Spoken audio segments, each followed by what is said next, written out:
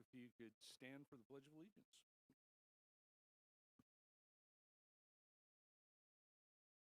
I pledge allegiance to the flag of the United States of America, to the republic for which it stands, one nation, under God, indivisible, with liberty and justice for all.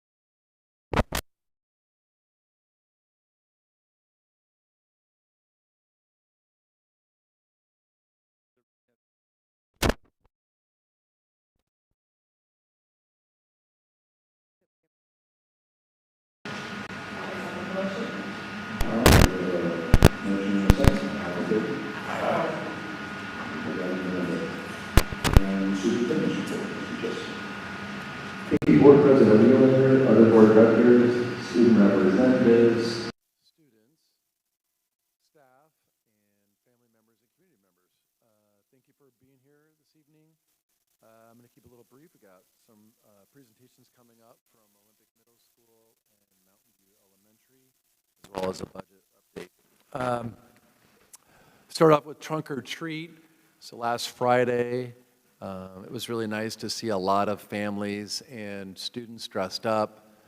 You can definitely see the themes of what the costumes were. There was a lot of ghouls and vampires. I think Alien or Venom or something like that. It was kind of really scary, to be honest with you. It kind of covers the whole body. There's a couple kids that can contort their bodies in ways that just made it look very realistic.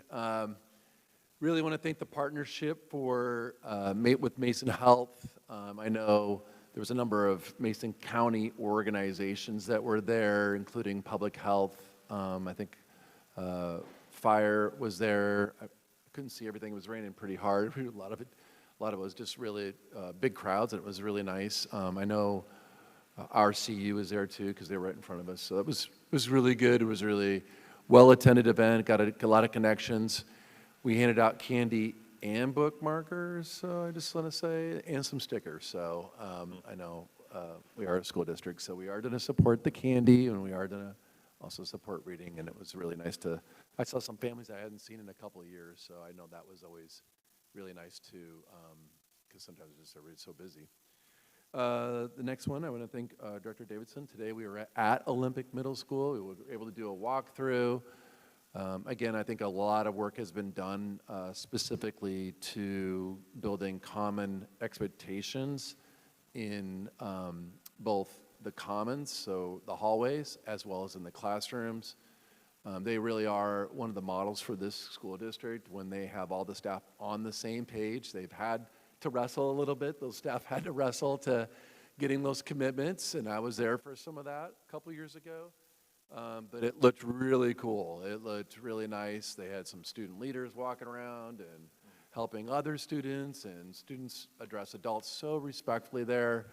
Very impressive, and it just extends right in the classroom. Went in a number of classrooms, and we saw vocabulary instruction all at the same time. They're working hard this year, I know, on vocabulary, really trying to build up some background knowledge, but you do need to know the words, both content and just also just academic vocabulary as well. So it was really neat to see that, and the students working on that. They took a lot of pride, and they were really well engaged. My last comment is just fall athletics. I think of grit and determination. The football team came back almost to complete a win. That's not the only game this year. They've had some comebacks in as well. So, and volleyball as well, you know, and not every set or match is going to go always so well, but you get up, you go to the next set or the next match, and then you play the team that is in front of you.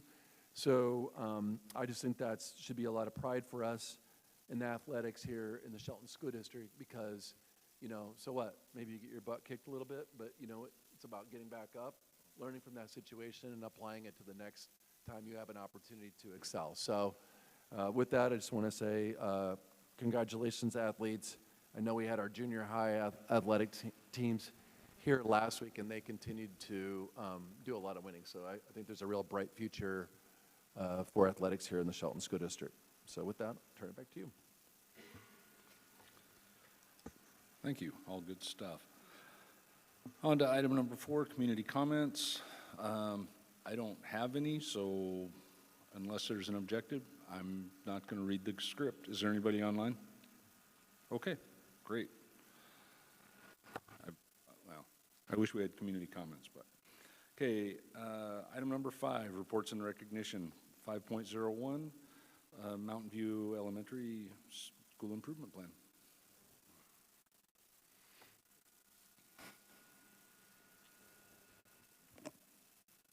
Thank you, Board and Superintendent Jesse, and our school board student representatives for having us here tonight. We're super excited to share what we're doing here at Mountain View Elementary.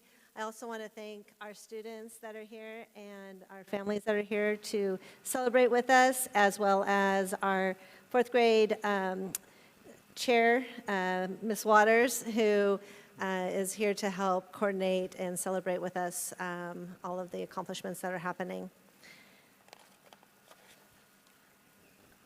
Now I got to find the remote. Sorry about that. So as you can see, so I'm Lysandra Ness, building principal, and my assistant principal is Sheila Nelson. She could not be here tonight. And we have roughly a little bit over 500 students and a little bit over 60 staff. And as you can see, we have close to 70% free and reduced lunch, about 30% students that have IEPs, and we have almost 1% that are identified as highly capable. And so we have a pretty diverse student population and programs that we offer here at Mountain View.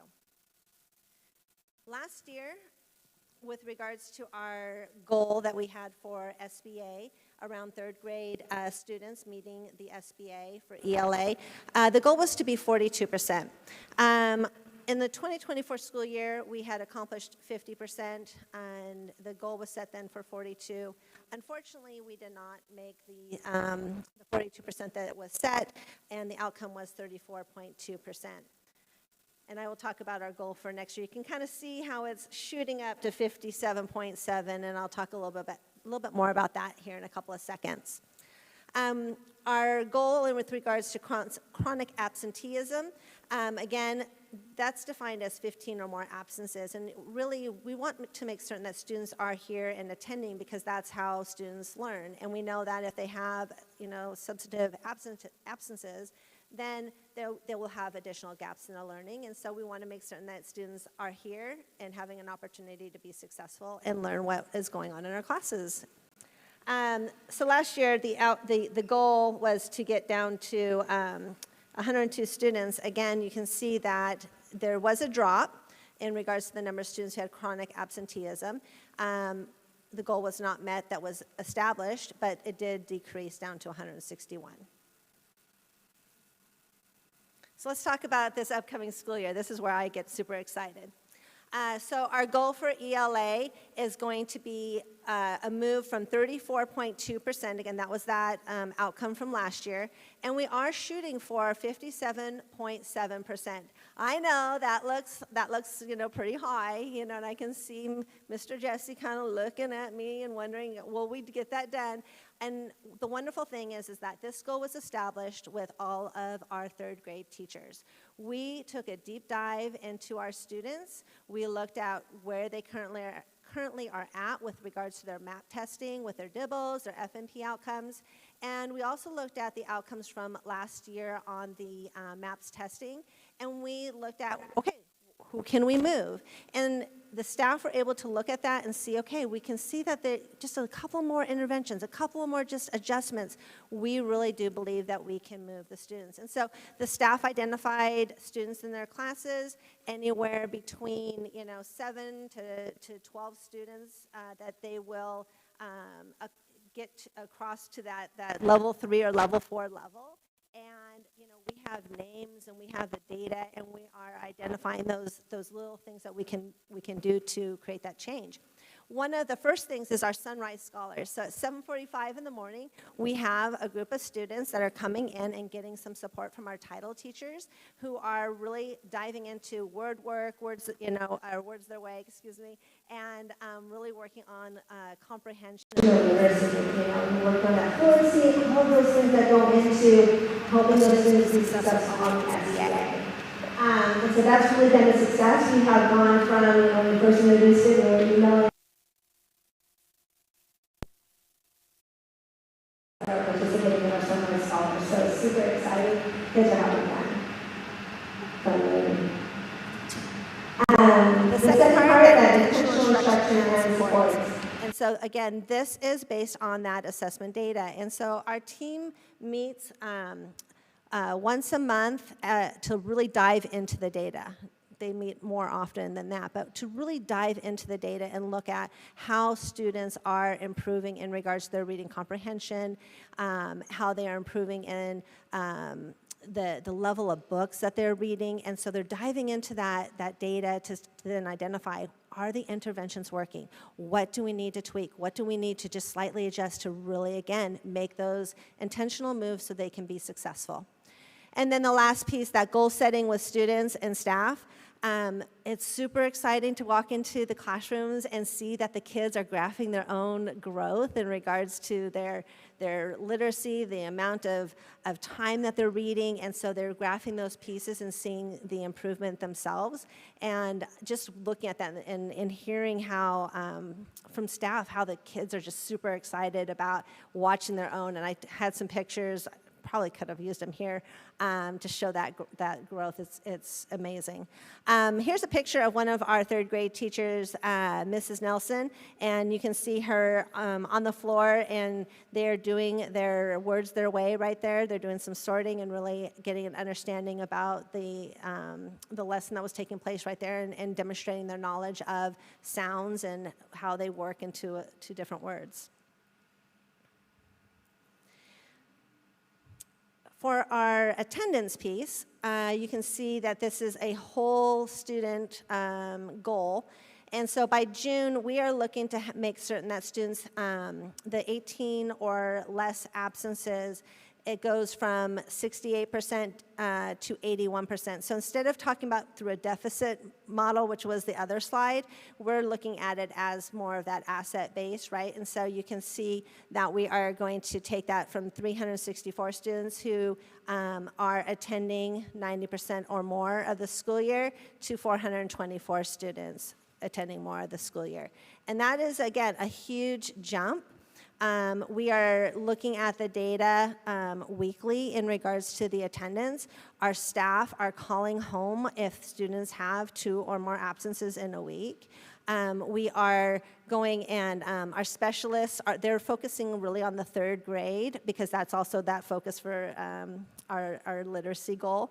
And so they have identified the students that we want to make certain are here, maybe struggled a little bit in the previous years, and to make certain that they are here more and that they are being successful, right? So they're not just setting attendance goals, but they're also setting literacy goals with them. And they too are measuring those and celebrating the students as they reach their goals. I believe they're setting those for each trimester, and so that's super exciting. They're meeting weekly with the kiddos. When you move down to the last part about monthly celebrations of students with 2 or less absences each month, and so we are running a list, and we are going to be doing otter pops for students who accomplish this for like 1 month, right? And it resets each month. However, if you get 2 months, we'll do an otter pop and a pencil. And it doesn't have to be like September and October. It could be September and December, right? And then if they get to 3 months, it's going to continue to happen, right? They get the otter pop, the pencil, and we have some bracelets and some other items. And so we're going to be really incentivizing going into the classrooms and doing that celebration. You might go, well, why not do a big assembly? Well, that's because right now that would be like 250, 200, and I think it was actually 280 students who met that in September. We can't be able to recognize the kids in a meaningful way with that big of a group. So going into the classrooms and doing that celebration. And then being able for other kids to be able to go, oh, how did you get that otter pop? How did you get that pencil? And then really build that. All right. Done with the boring stuff. This is where the good stuff happens. We're going to have Ms. Waters come up, along with our wonderful student representatives, and they're going to share their essays that they wrote for the VFW contest. And these are just 3 of many students who, all of our 4th grade participated. And we are also going to be having just a showcase, if you want to come join us, on November 7th at 9:15. We have our Veterans Day Assembly, and we're going to have more students who are going to be reading at that assembly. We'll also have the Shelton ROTC participating, and we're going to be celebrating our veterans that are part of our school community. So if you'd like to join us, and if any of you are veterans, let us know. We'll make certain that you get recognized as well. So Ms. Waters?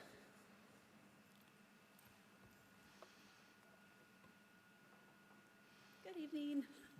I'm really proud to be here. I teach fourth grade here at Mountain View, and anybody that knows me knows that I love this community, I love this school, and I wouldn't want to teach anywhere else. So thank you for allowing me to do what I love to do. And thank you for my families for being here with their kiddos, and I appreciate your guys' support, working in partnership. It's going to be a really great year, and I'm really excited. First, we have Franco. You want to come on up? I have an amazing group of fourth graders this year. Stand right there. There we go. Whenever you're ready. Did you know that there are so many rules about the flag? There are so many different ways I respect the flag. We salute the flag and take our hats, helmets, and hoods off when we do the Pledge of Allegiance. In this essay, you will learn more about the flag. First, there is a special way to fold the flag. When somebody dies, we fold the flag and put it on top of their coffin to show respect. We show so much respect to soldiers too. We honor the soldiers because they risk their lives to fight. We show much respect to the flag. As a matter of fact, we are so lucky we can say anything and do anything we want because it's a free country. We are so lucky to have a free country, but we still have to keep parks and streets clean. Just because it's a free country, we still have to keep it clean. There are so many ways we respect the flag. Tears of joy. Thank you, Heidi. All right. Next, we have Paxton Nichols. I'm literally crying tears of joy. So proud of them.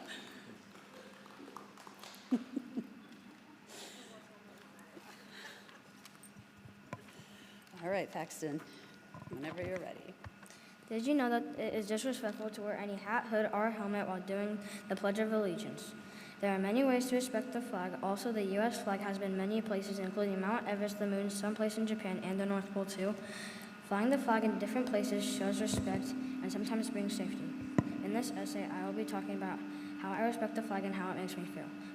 First, I stand for the pledge every single day and for every single grade in school, and place my right hand over my heart and say I pledge allegiance to the flag of the United States of America and to the republic for which it stands, one nation, under God, indivisible, for liberty and justice for all. Another way to respect the flag is to never let it touch the ground. Also, we show respect by honoring Veterans Day. Oh, and don't hang the flag upside down unless you're in serious danger. The flag makes me feel proud and patriotic and thankful to live in America. Another thing we do for people who have served or died in the military, veterans, we fold an American flag 13 times in a specific way and give it to their family. In conclusion, the American flag is a sign of freedom that not all countries have. The flag also brings freedom and justice for all Americans. And next we have Eliza. So come on up, Eliza. All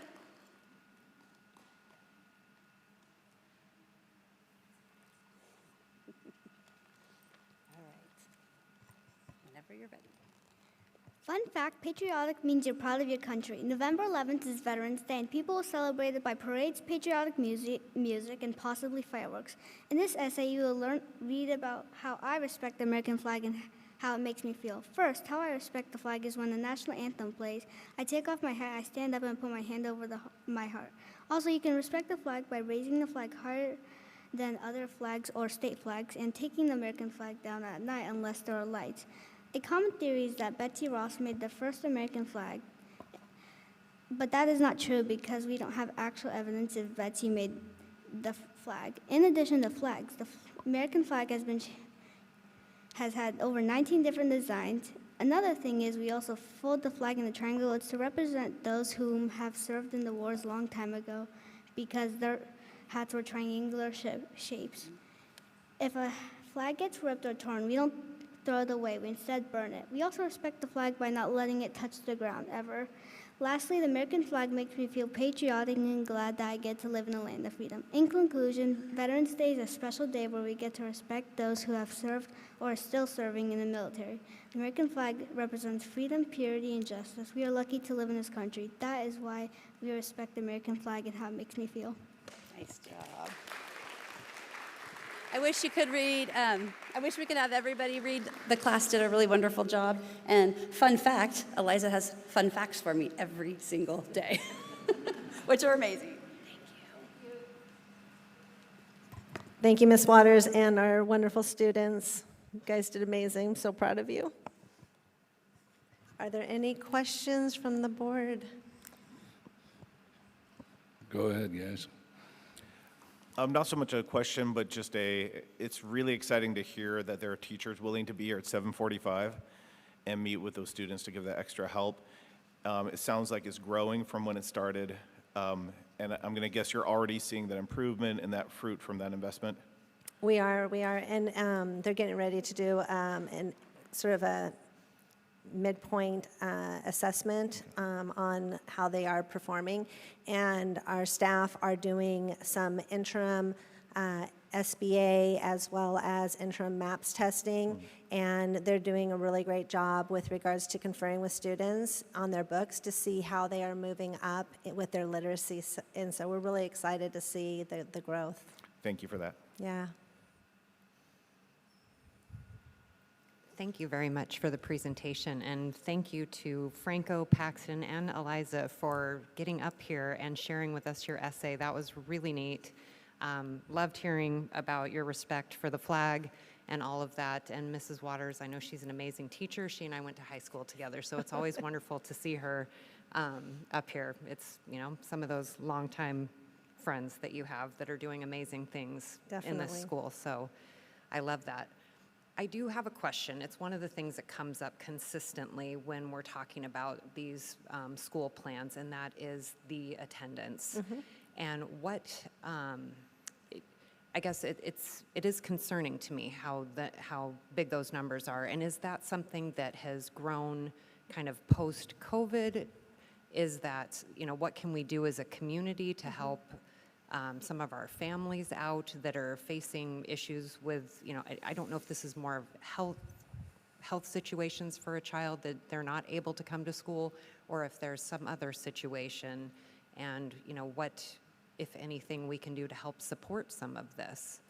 Yeah, I would say that having, my husband is also in administration, and so we compare data, and I'm always looking at the school report cards, and I would say that I definitely have seen a decrease or an increase in regards to absenteeism since COVID, without a doubt. But we are seeing it improve. It is happening, and it's improving here, you know, in the Shelton School District, which is great to see. One of the things that oftentimes the conversations that I have with families is, you know, you'll hear, oh, you know, we're going to just take a couple of mental health days, right? And that's we get the need, right? However, when you start adding those pieces up, then you are going to hit those 20 days, and we really want to, you know, have those days really be down to 9, to be honest. And so what we did at conferences, we have an attendance tracker that basically shows the green, the yellow, and the red. That takes you out to 18 days. And we had families sit down with our teachers and put the days that were gone. And sometimes you hear, well, they're excused absences. Well, that doesn't, you know, really matter. You know, an absence is an absence, and it adds up, and it does have an impact on learning. And so they sat down and they were, you know, writing them out, and it was kind of like, oh, my kid is almost to the yellow, you know, and just, you don't realize it when it's 1 day a month or 2 days a month, but it starts to add up. And so just having that conversation and having that realization for families to be able to communicate, and then take that attendance tracker and put it on the refrigerator, right? Are you really sick? And then we had guidance on the back about, what does it mean that you're sick? And then also, what are the impacts on learning with regards to those absenteeisms? And so we had some little fun facts around those pieces. And so our hope is that that will help to influence that desire to be at school and increase our attendance. The other piece is, obviously, we want to make certain that our classrooms are engaging, they're warm and welcoming, and so that's the wonderful thing. I love serving Mountain View, so thank you for having me be a part of this school district and this building.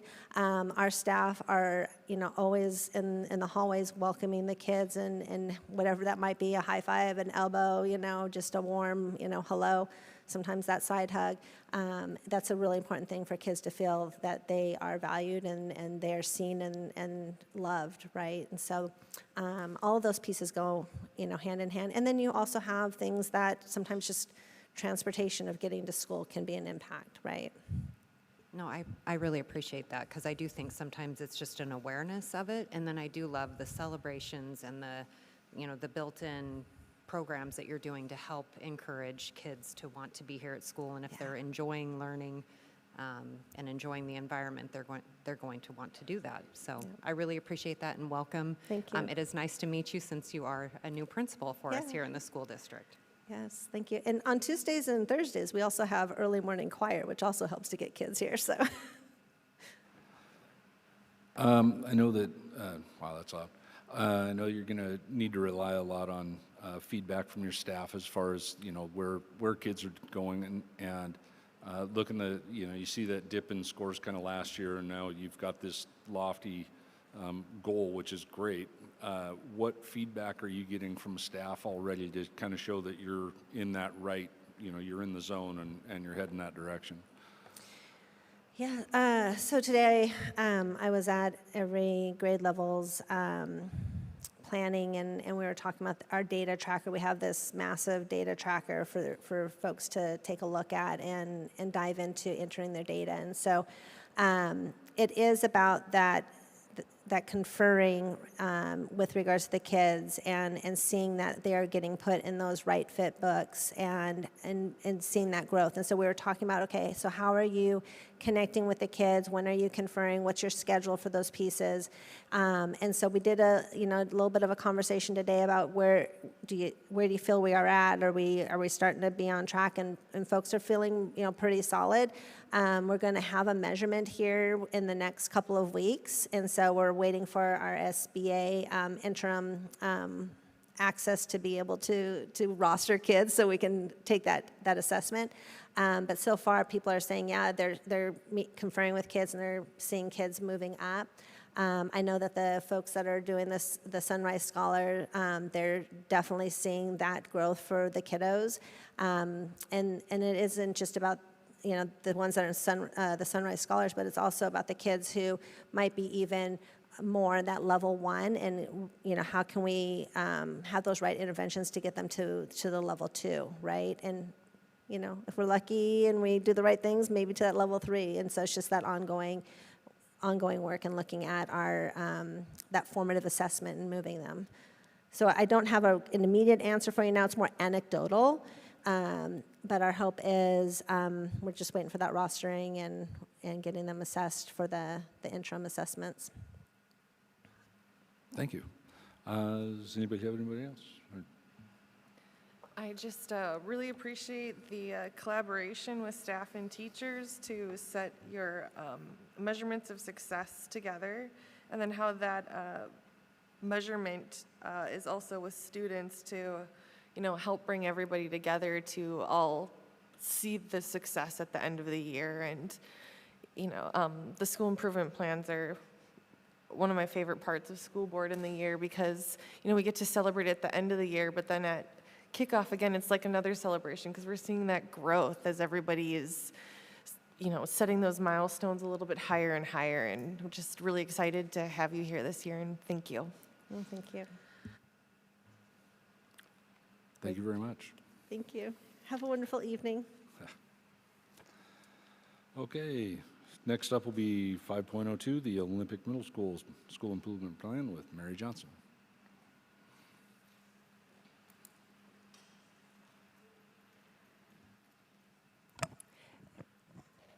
Good evening, President Wielander, fellow board members, student representatives, and Superintendent Jesse. I want to thank you all for being here tonight.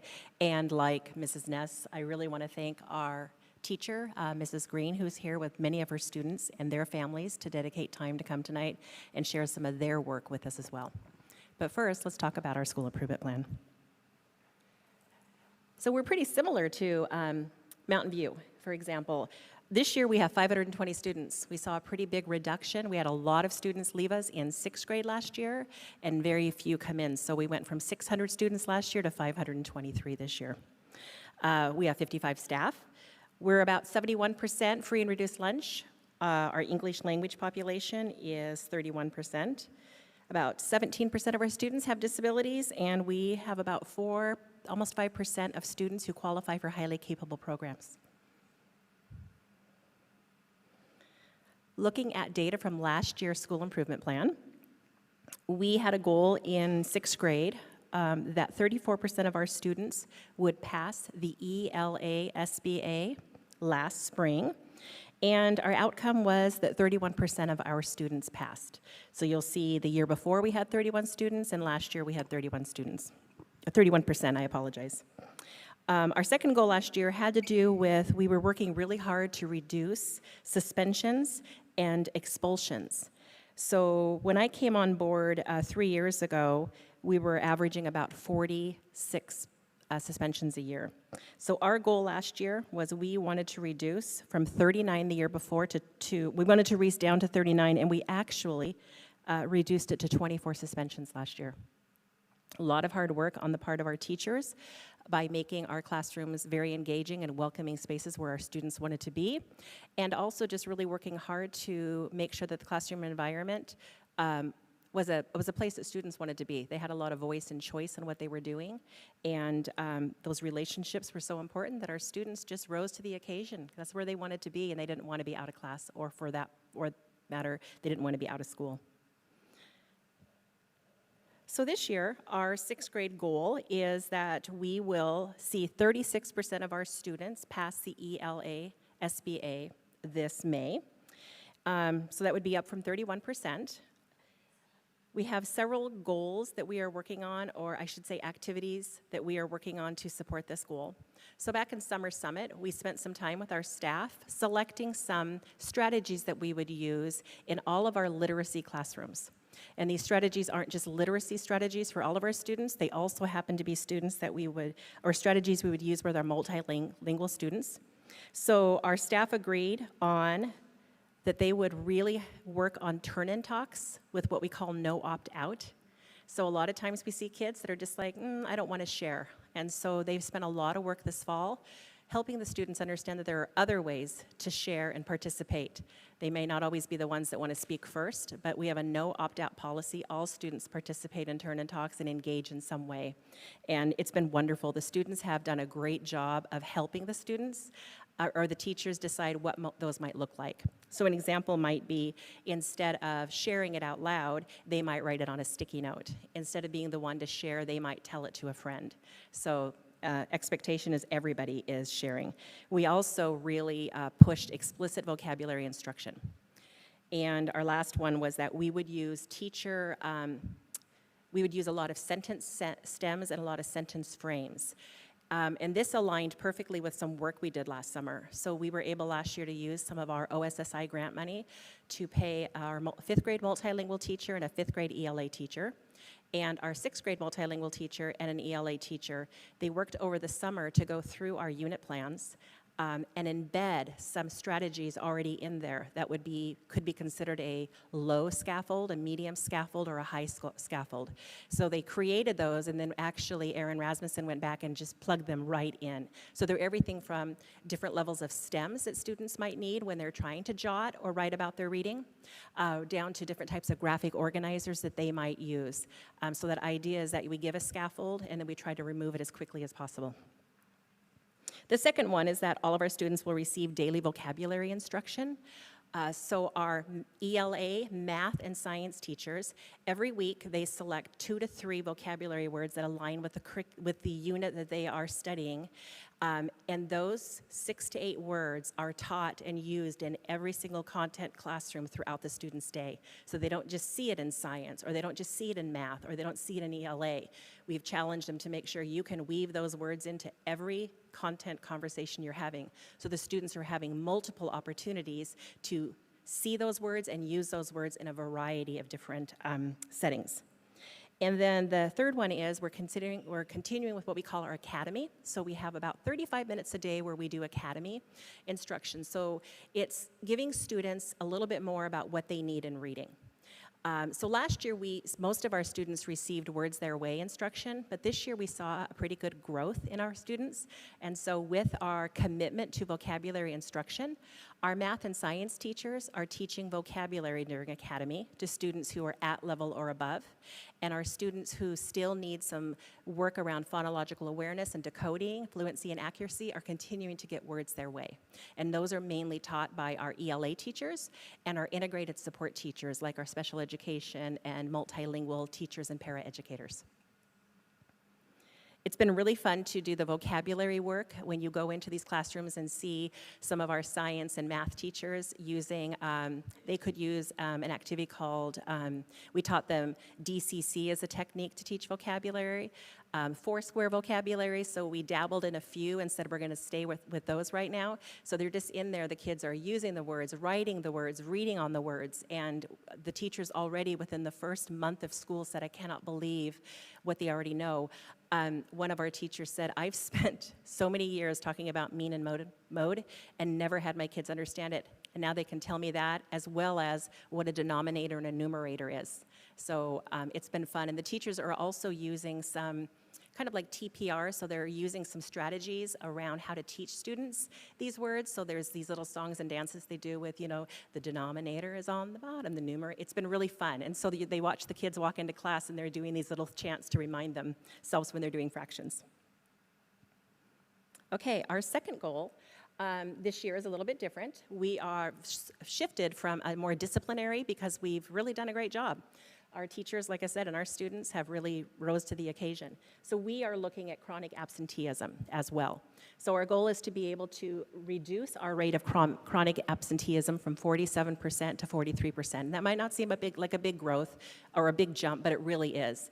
So the types of activities that we're doing in that area is our teachers make sure that if a child is absent, they are connecting with that student. They are making sure they get the instruction that they missed and the work that they missed so that no student feels like they're coming back after an absence with no idea what to do or with a large packet of work to be able to do because they were gone. So we've kind of removed that barrier and said we're just going to meet with you, whether it's one-on-one or in a different form, and just make sure you feel caught up. The second thing is that at the team level, so our teachers teach on teams, they're looking at students. So very similar to what Mountain View is doing, we have an attendance tracker. My assistant principal, Mr. Kraft, who is here today, works super hard with our attendance secretary to make sure that we are tracking kids every week. We're looking every week at where they are. So the attendance tracker, we just presented it or reviewed it with our leadership team on Monday night and went through and looked at the students who are chronically absent is 15, which is about 2 absences a month. And we have kids that are already at 7 or 8. So what can we do? So at conferences, they were able to have some really good conversations with parents. We have found that if we use percentages, so it's like your child has missed 23% of the school year, is so much more powerful than saying they've missed 4 days.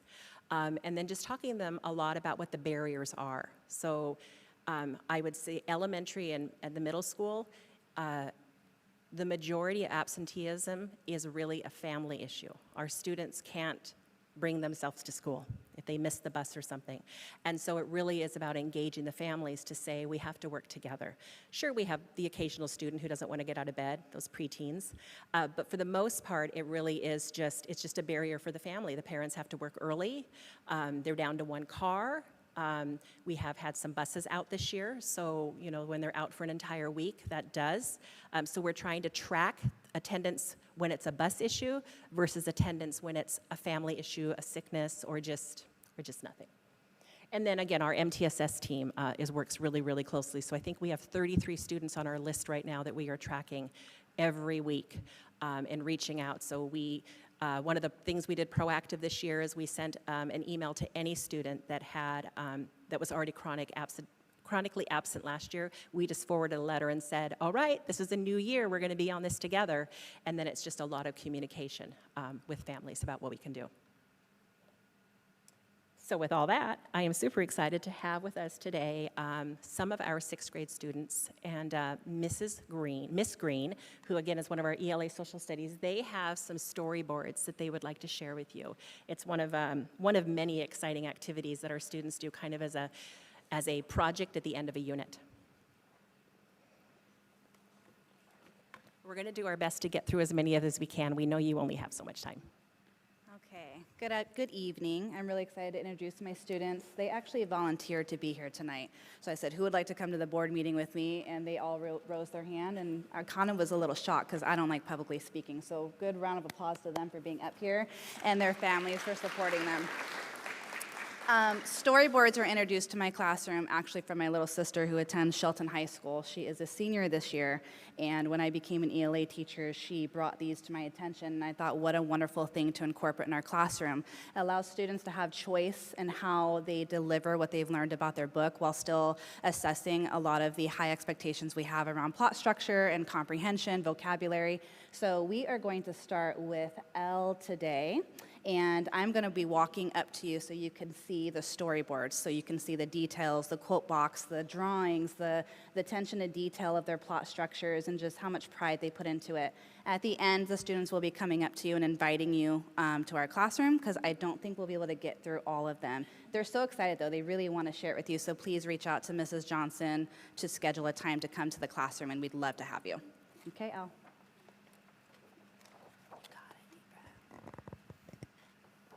Hi, my name is Elle, and I'm a 6th grader at OMS. We made storyboards to show the key parts in our books. My storyboard is about A Night Divided. I picked this book because I'm a huge fan of historical fiction and history in general. The main character, Gerda, she learns that if you live among wolves, you have to act like a wolf. I know this because in the story it states, I groaned. We went to school to study letters and numbers, then stayed at school as members of the pioneers and learned why freedom was overrated. My favorite part of this project has got to be making about the author box. It was a great chance to learn about her hobbies, her, and her future projects. This book helped me understand that you should never kiss the hands you wish to cut off, and to be careful who you trust. Thank you for listening.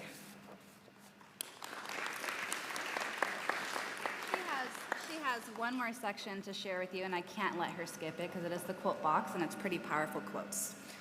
As you can see, I have my plot structure up here, and then I have my 2 boxes about the author box and the quote box. I will now read some of the quotes. In the middle of difficulty lies opportunity. This quote was said by Albert Einstein. A nation that is afraid to let its people judge the truth and falsehood in an open market is a nation that is afraid of its people. This quote was said by John F. Kennedy in 1962. I learned that courage was not the absence of fear, but the triumph over it. This quote was said by Nelson Mandela. And a quote that I liked a lot was, Sweet Gerda, how I've missed you. That quote was said by Papa.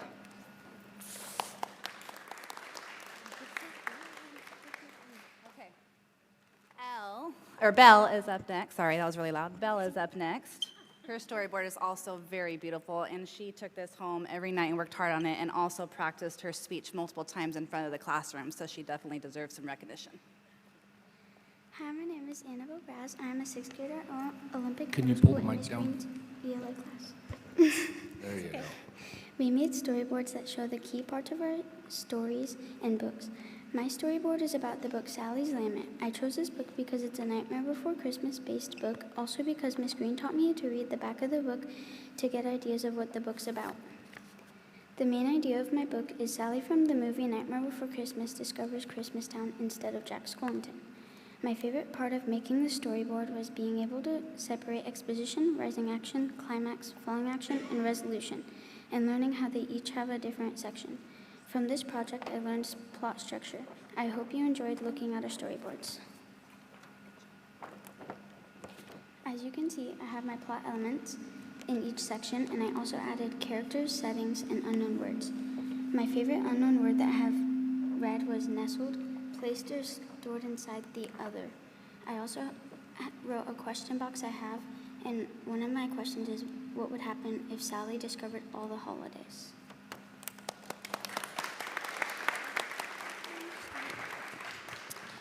Next is up Cameron. He loves nonfiction. He's really into sports, so his is about LeBron James.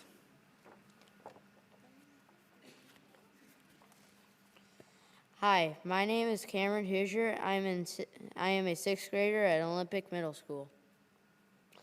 We made storyboards that show key parts of our stories. My storyboard is about rising stars LeBron James. I picked this story because it was a just right book and the back seemed interesting. My story is about LeBron James and his life story. The main idea is that to never give up and always keep going. My favorite part was reading the back and making the storyboard, so basically everything. I couldn't pick. This project helped me understand it was okay to be scared or overwhelmed.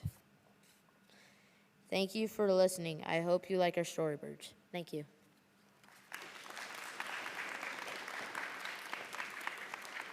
So this is my storyboard. I've got the plot elements. My favorite is probably the climax because it, like, everything changed for him. So yeah.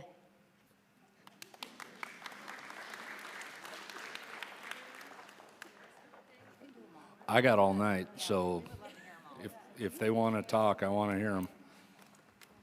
And next up is Elias. He'll be our final one, and he's very excited to share his as well and put a lot of art on his storyboard. Hi, my name is Elias, and I'm a sixth grader at Olympic Middle School. We made storyboards that show the key parts of our story. My story is about the Phantom Toll Booth. I picked this story because I used tools to find a good fit book, such as looking at the title, the back cover, and the first few pages in order to see if it's understandable.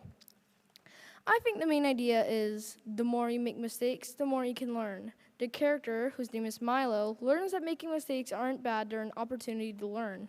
My favorite part was the coloring and the drawing of the map, which I really enjoyed because it's just the visual representation of Milo's journey. Thanks to this project, I learned how to plan and prepare the structure of my plot. It helped me understand the structure better thanks to a more visual representation. And there's two parts I wanted to show you, which there's my favorite part where Milo meets a character named Alec Bangs who floats and he sees through things. And then my quote box, where the first one is Milo, and there's a dog he meets named Talk. He's a watchdog, literally. And Milo says, I didn't know words could be so confusing. And Talk replies, only when you use a lot to say a little. And then there's two princesses, Rhyme and Reason, who, in a story that a character is explaining, they say, words and numbers are of equal value, for in the cloak of knowledge, one is warp and the other woof.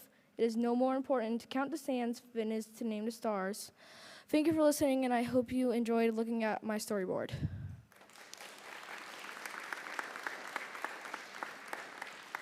And I'll just go ahead and pass these out since they have their beautiful storyboards. We got time if anybody else wants to go. Yeah, I'd like to hear the rest of them. Like to hear from all of them.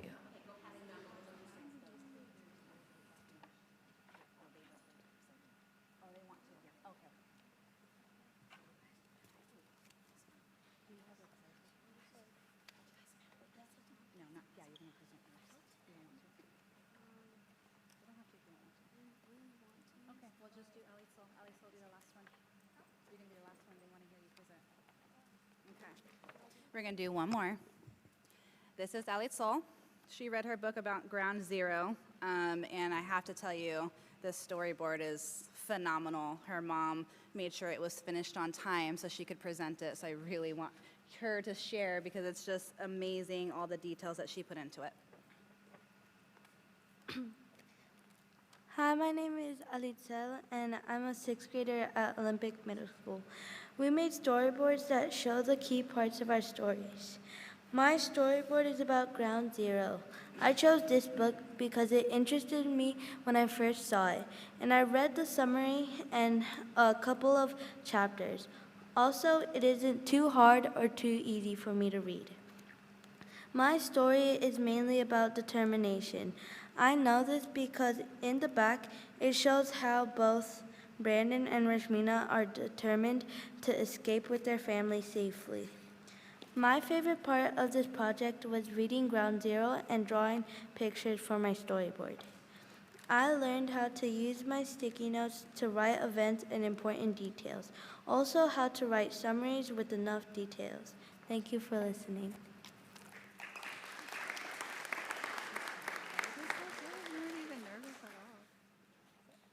That's it. Thank you for your time. Thank you.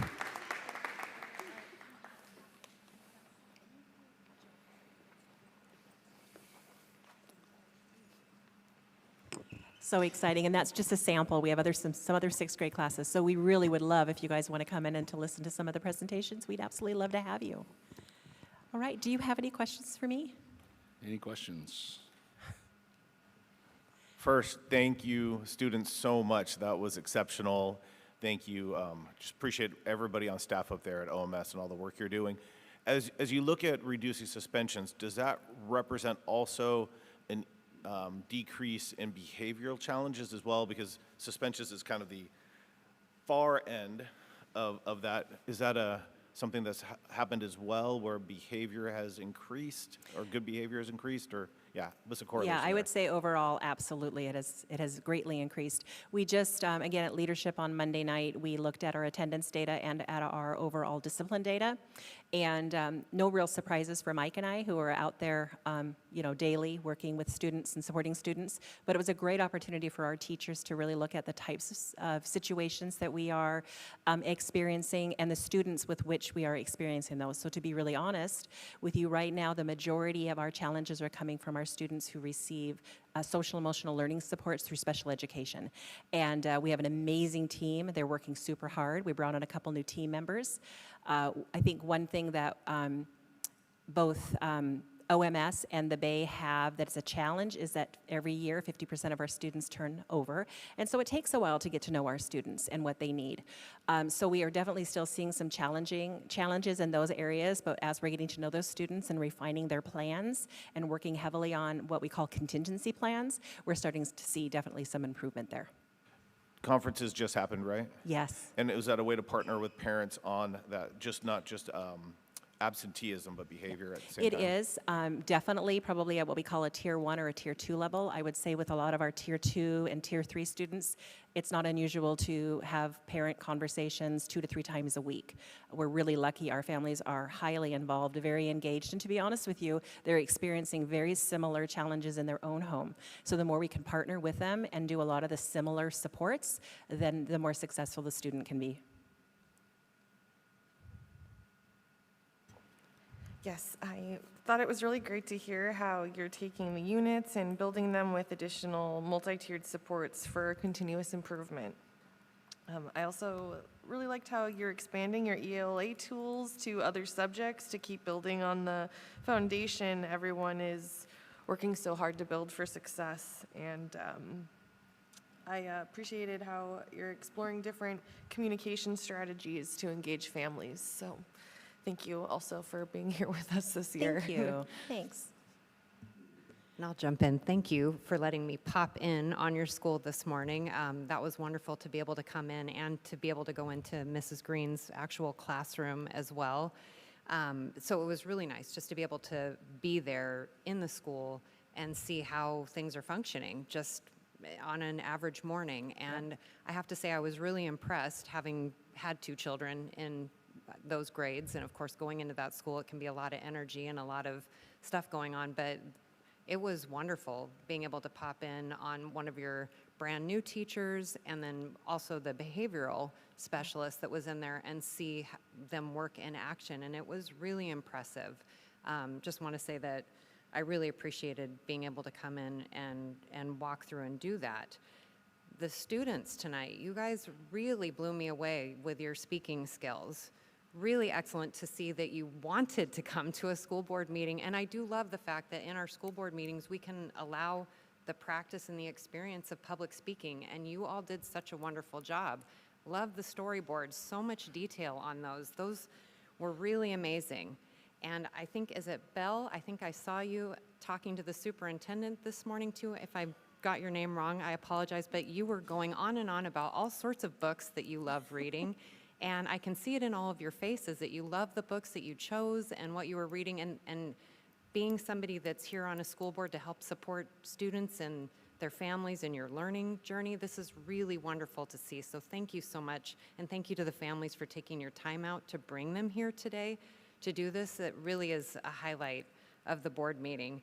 And just to share something that was kind of funny, because I was standing there with the superintendent, and at this age, many of them were asking him how tall he was, and he just happens to be This is the best. 6'7". So, yes. So It was happening all morning long. Well, it was super perfect too, because a student that maybe had a not so positive interaction last time went up and said, "Now, how tall are you?" And I mean, this is what I just love. He's so personable. He was like 6'7", and it was so wonderful. The kids just, if you don't know about 6'7", let me tell you, it's a thing. It is a thing. It's just another way to humanize what you guys do, and it was really exciting. Yeah. So thank you for doing that. And one more thing that before I forget too, just because I have and had a very, very painfully shy child. And to hear that you are doing where you're not letting somebody get out of a turn and talk, but you're giving them the opportunity to do it in a way that's comfortable for them. Yep. Because my daughter's older now and she's really grown and developed. And I think it's because of opportunities like that, where it's not just that you have to get out and be that forward-facing person that maybe they're not comfortable being at that time. And there's other steps that they can do to develop along the way. So I really appreciated Well, hearing our that as teachers well. are just amazing, and they want to see all of their students engaged, and they just took all the strategies they've seen and have worked with other kids.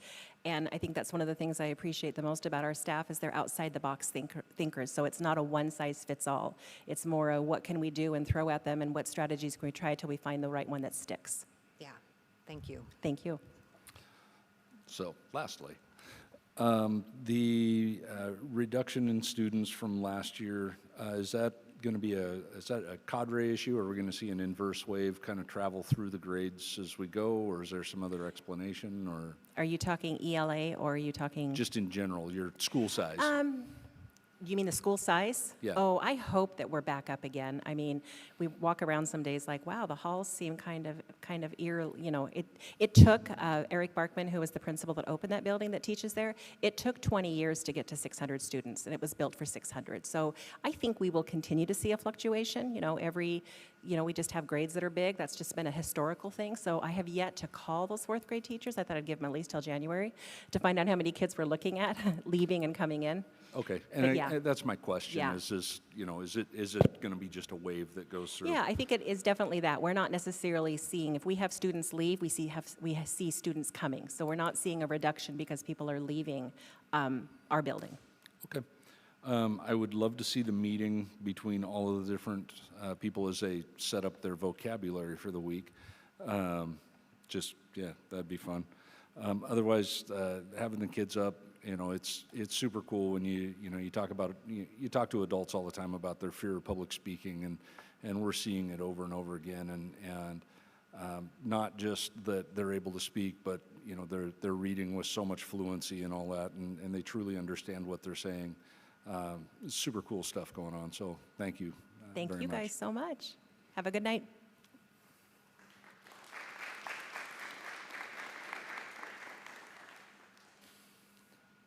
Okay, and now the budget update with Clinton Sherman.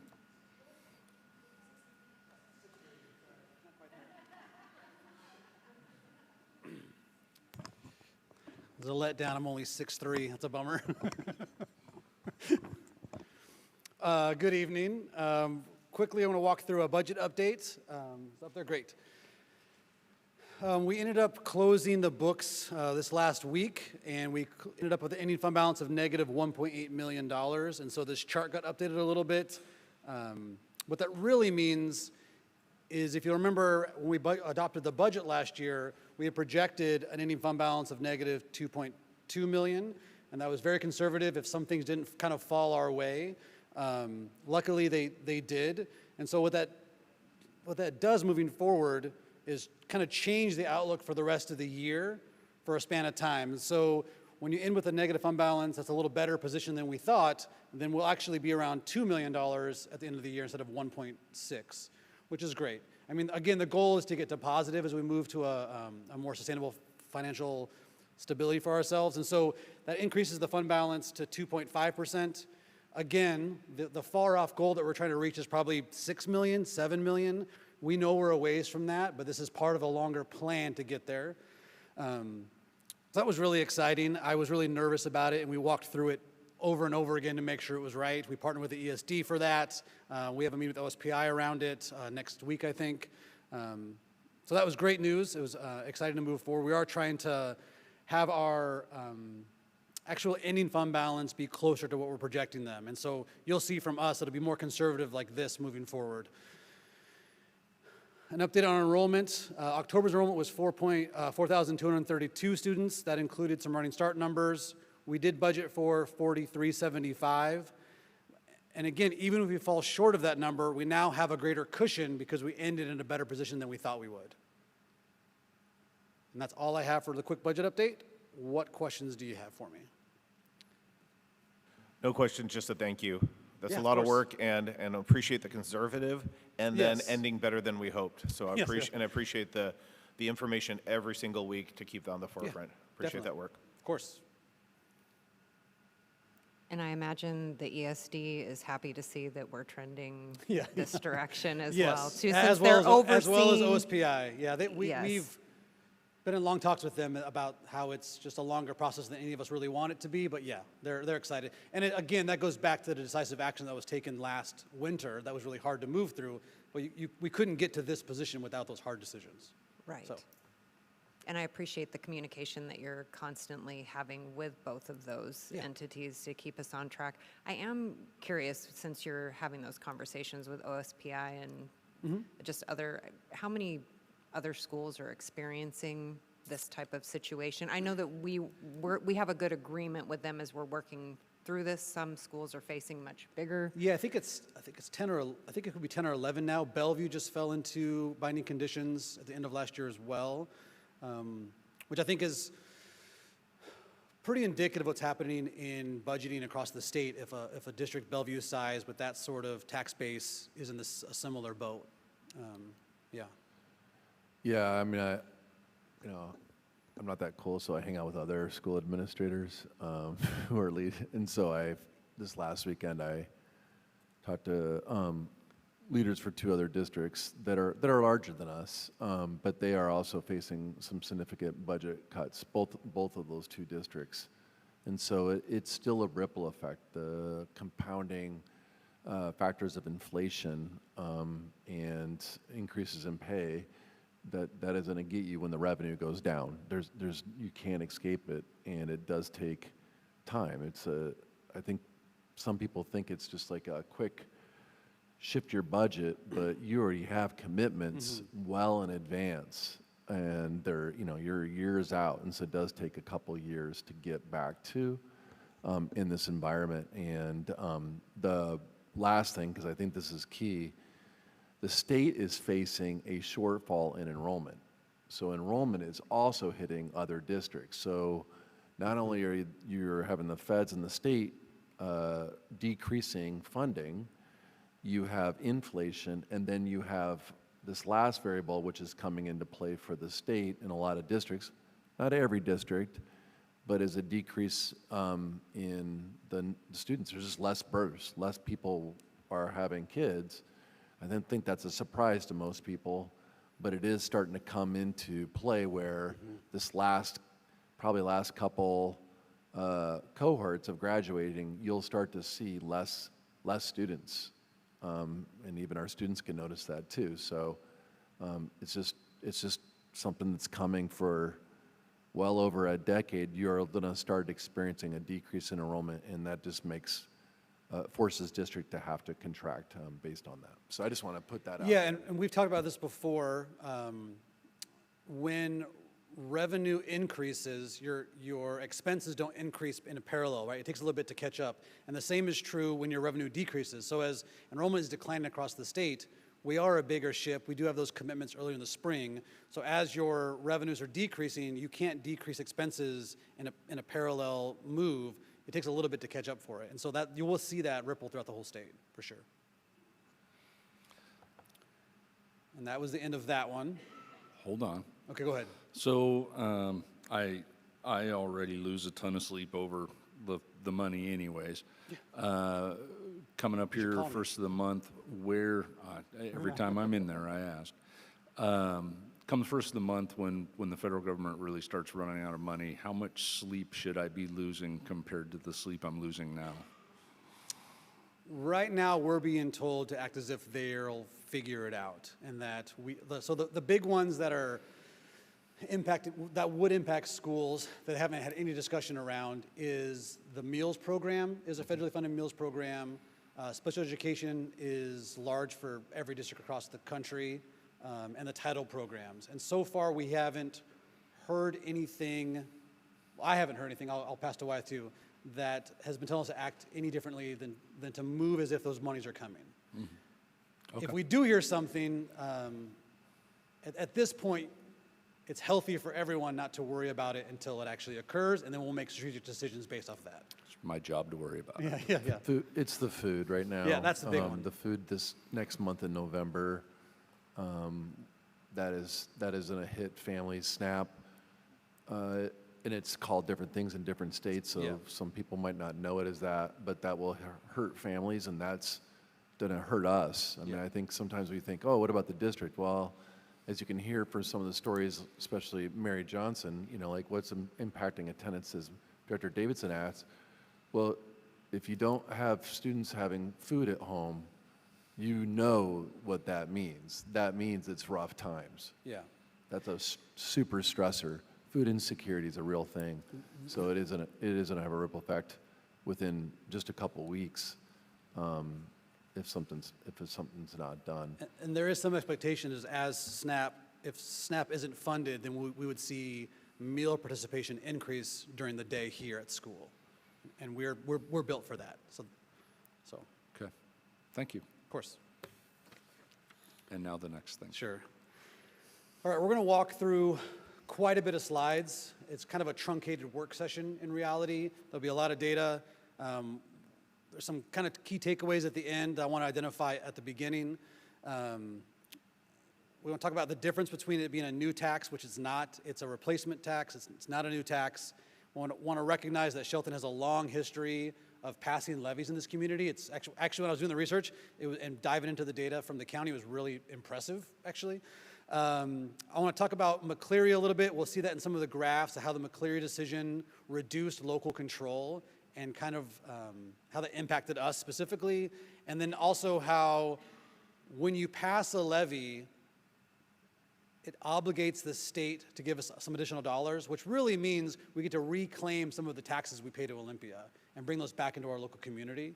I also want to clarify how that if your personal property's assessed valuation increases, that does not automatically mean we collect more money from you in taxes. That's not how the system is designed to work. We'll walk through a quick example of that, kind of simplified version. We will walk through a familiar slide about how it's positively impacting all students across the system, and then talk about how the finances look and what it looks like at the different rates and what it means for each taxpayer, for the average taxpayer, I guess. Great. So I was tied into the data. This is 25 years in Shelton, passing the levy in the 60s percentile, and that is really impressive. There's a small dip in 2020 and 23, but that happened everywhere, and we still passed them here, which is impressive because that passing rate really dropped down to like 75% last time. It just really took a hit. So it's just really impressive. There's been a long history of the community investing in students to create and build better citizens for the community. And it's just really impressive, so I want to talk about that. What that meant was that over time, since 2010, this is what the tax rates look like in levy collection. And so at the high point, you'll see in 2017 that the taxpayers are supporting the students at $4.53 per thousand. And I don't know if I got a pointer in here. Yeah, I do, great. And then you can't see it anyway. Okay, it doesn't matter, it's big enough on the graph. In 2018, McCleary happened, and what that did was it did something called a levy swap, and it reduced local control and said, as you no longer can support, your local community can no longer support your school at whatever dollar amount they want. You now are maxed at $1.50. And that was such a burden for school districts that the next year they said, okay, now we were wrong, now it can be $2.50. All right. So we've been trying to really recoup those losses since 2019. That was a really difficult year for every school district across the state. And really is a mechanism to save the state dollars, and we'll get to that in a second. And so this is what the tax rate has looked like and that collections look like over time. Currently this year, it's in 2025, it's $2.20. Next year, it'll be $2.25. Okay, so in dollar amounts, those tax collections generated roughly $7 million before McCleary. You see that section in orange, that's, I think, $4.3 million lost from local taxpayers to this school district. That was such a burden, like I talked about, they said, okay, fine, $250. That was still over $2 million loss from what we were normally trending as regular, predictable tax contributions from your community investing in students in the Shelton School District. When they did that, they also created a school state tax that did not make up this difference, nowhere near. We were at $4.50, went to $1.50, and they gave us 81 cents. And that math does not math, right? All right, so as part of passing a levy, we talked about this a couple of times, you can get what's called local effort assistance, and it's really designed to provide schools in property poor districts. But it's not property poor, it's really commercial property poor. We can't compete with Olympia and Everett with the amount of commercial property with the high assessed valuations they have of those big things. Like locally, Walmart is a big assessed valuation in our community. Sierra Pacific is another big one. So we really just can't compete with those. And so you'll see at the same time McCleary happened with that levy swap, in 2018, we were collecting $3 million. It dropped to $2.6 million. That's because they changed the formula for local effort assistance, and so we received less local taxpayer dollars, and we received less money from the state. And they changed that formula, and I don't want to bury the lead up, to save money, right? That's just what happened. So they changed that formula again during the last session. So in 26, in the teal color, we'll receive over almost $3 million in LEA. And the next year, if we pass a levy again, what that obligates the state to do is pay us this LEA dollars, reclaim some taxes that we send to Olympia with our regular property taxes and sales tax. That brings it back to our local community. And you'll see it jumps up to $3 million and then tears back down. And that again, that tier down is planned in the formula by the state to overall start saving more money again. So the important part of this slide is that if we pass a local levy here, we get millions of dollars from the state coming back to us, into our community. All right, so there's a misconception that if your property values increase, we automatically collect more money. And so we're gonna do just a quick simplified levy and walk through that really quickly. So if the school levy was $1,000 and there were only 4 homes in the district, all at $425,000, everybody would pay $250 a year to support that tax commitment to the schools. If your property taxes increased by 20%, that doesn't automatically increase the amount you're paying, because the local levy is still only $1,000, so everyone still only pays the $250. That make sense? Great.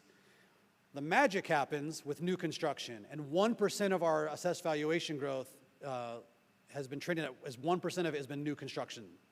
And so if a new home comes into the market, now that tax commitment is shared by more people, and so then the amount the individual is paying at home actually is lessened to $200 in this example. All right, great. Because we're going to get to some, I got to make fun charts and colorful graphs. We'll get to some data tables that aren't as fun to look at, so I apologize in advance for those. We're getting to those next. I think we should bring this problem to OMS's math because they were working on denominators. If anybody was listening, Yeah. I'm just putting. So it the out N there. changes, Sorry, right? The Like- teacher in me, middle school teacher in me. Right. So that's what that looks like. And, you know, if a giant company came into town, that shifts everything, right? Okay. So where do those levy dollars go? And we talked a lot about this in broad terms. The basic education enhancements, it's all of the levy funds the gap that we do not receive from the state. And that gap has been growing as they've been trying to carve out ways to save the state money.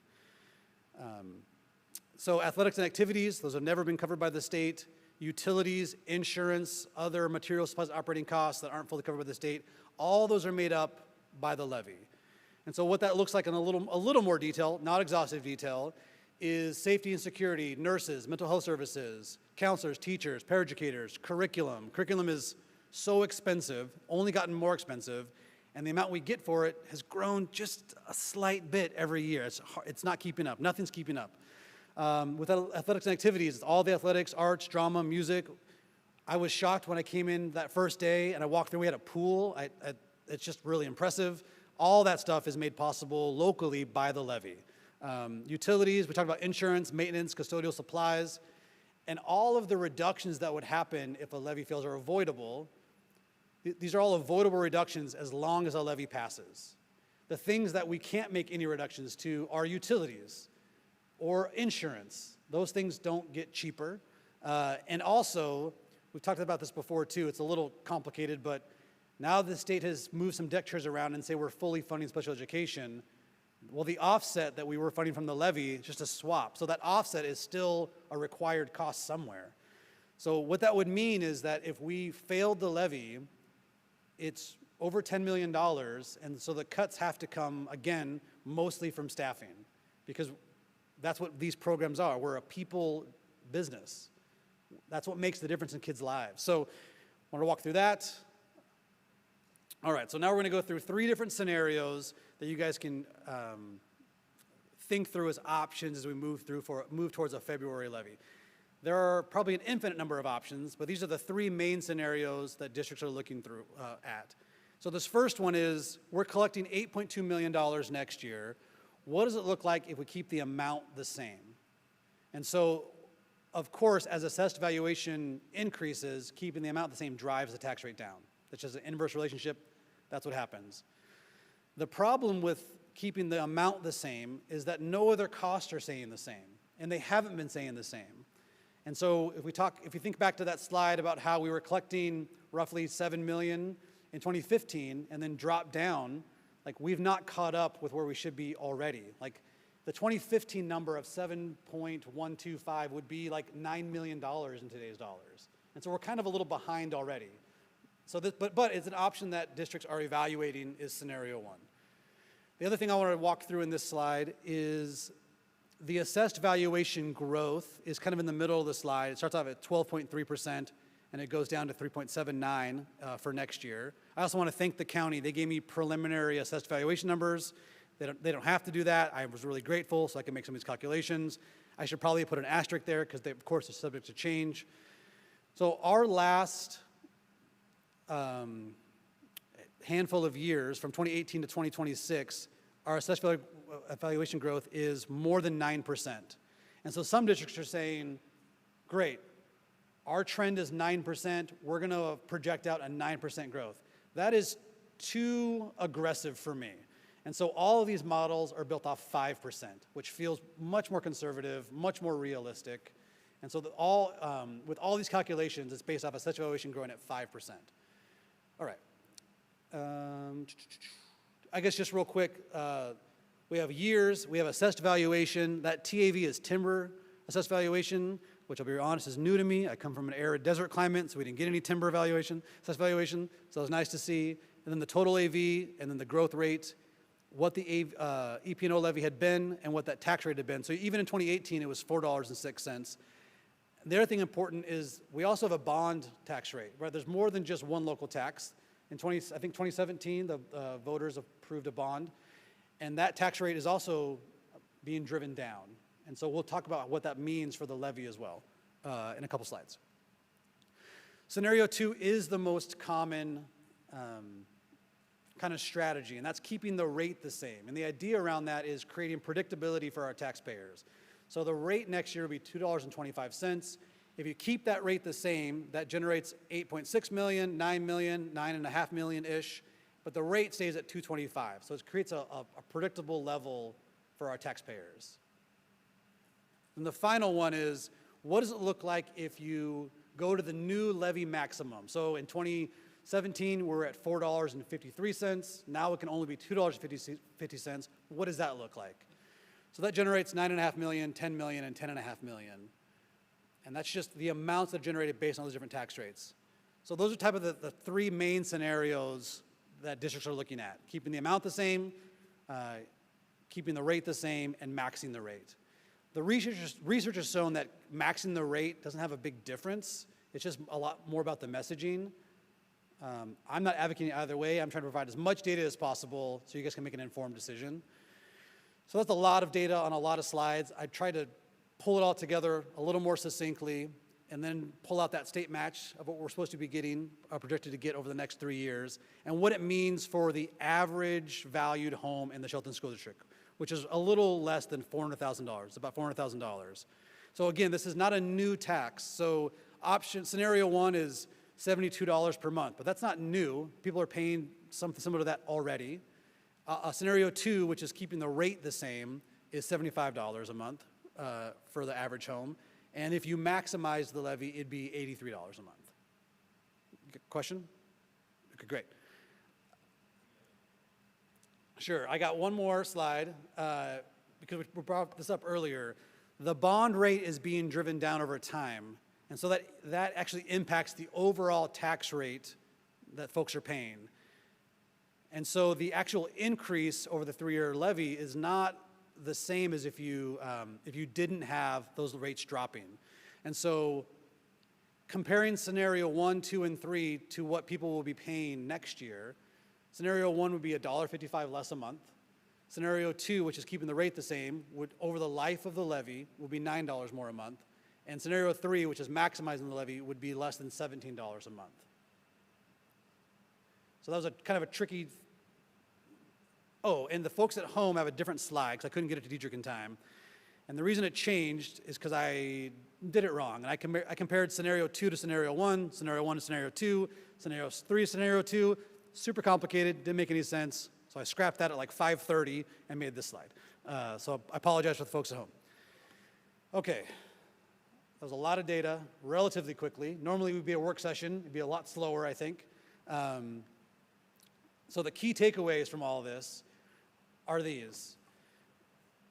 This is not a new tax. There's a long history here in Shelton of having a replacement levy, just kind of maintaining a tax throughout time to invest in our students and our community. McCleary reduced that local control, but we can recapture some of the dollars we send to Olympia and bring them back into our community when we pass the levy. An increase in your assessed valuation of your home does not automatically mean we collect more money. And that these levy funds, and most importantly, they positively impact every student across every school in our system. And then the math of it is that maximizing the levy is less than $17 a month. So it's a lot. The three ones I bolded are, in my mind, the most important things. It's not a new tax. Let's get some of that tax money that we pay to Olympia anyway by if we pass the levy.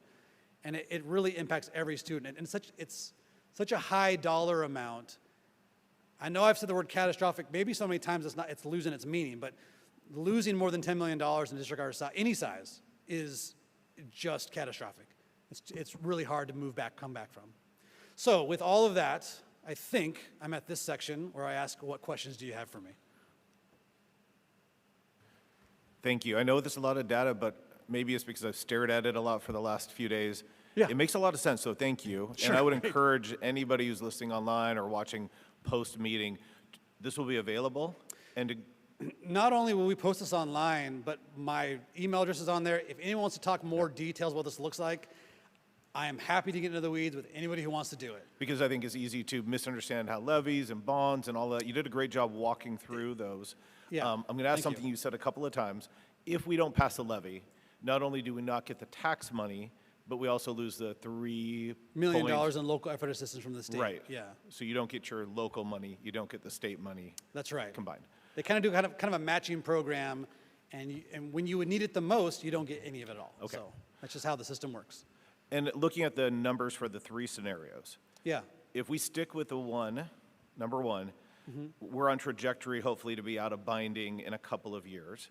If we were to change those, I think it's 2.5 million more for scenario 1, or for scenario 2, and about 5.5 for scenario 3, if Yeah. I'm doing math approximately right. Yeah.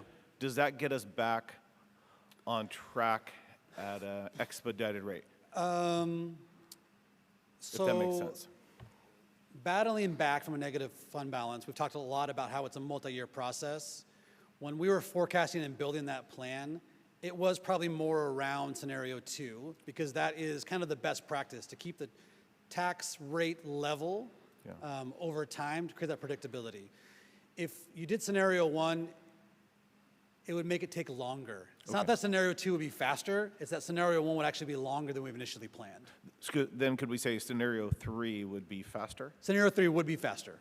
I'm Yeah. just thinking, we're running lean, had to lay people off running at minimums. Sure. Scenario 3, you'd be expedite the process of maybe getting us out of that. Yeah, so we're supposed to have a fund balance that is non-restricted. We've talked a lot about that. Most of the, since Wyatt's been here, their fund balance have been restricted, which means that they're grant dollars that are specific. All those dollars are named, and they can only be used for a specific purpose. And you're really supposed to have an unrestricted fund balance that allows you to kind of do anything with those dollars. And our unrestricted fund balance should probably be $6 million, $7 million. And that is a bit a ways away. So going to scenario 3 would, I don't want to say expedite, but it would make it move quicker. Thank you. Am I right in remembering that if the levy was to not pass, it is 1 in 4 teachers, we wouldn't be able to fund anymore? So when Clinton pulled up the slide of the dollar, if you want to go back to that slide, I think that slide demonstrates what happens right there. Is when you look at that utilities, the reason we highlight the utilities, we have to pay those utility bills no matter what. So there is no real savings on that 70%. You have to go back into your fund, general fund, and find dollars to continue to pay for your water, your insurance, right? And the power, so you're gonna have to pay towards those anyway. So you're just even taking more monies from that general fund and have to go to that. And the part that comes in is that you continuously, everybody's salaries got this like $10,000 to $20,000 that comes attaches to their salary is being paid out of the levy, because the state is their average for a teacher is $77,000 they're giving us, even though the average teacher is $95,000. So when you overall, so that is all positions. So then you have to prioritize. You're always going to prioritize the classroom teacher because you have to, by law, have to have that. Then it becomes a real challenge is prioritization of which positions that come after that. And very little would be left of positions after classroom teachers.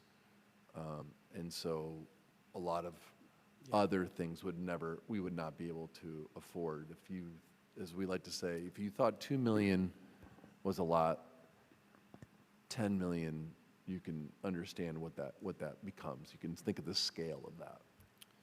And the tricky thing is, we talked about this before. I think Carrie brought it up with Yelm now charging $1,300 for their sports because you can't afford to offer sports, but families want sports.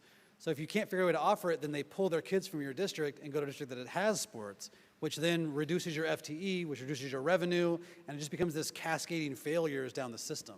It's just it's just vital. And that's just the athletic piece. I mean, there's way more areas. Everything you can think of is touched by the levy. Well, and that's what I want to bring up again too, because I think that this is something that I've now been on the school board for 10 years, and it's still education to fully understand all of this stuff.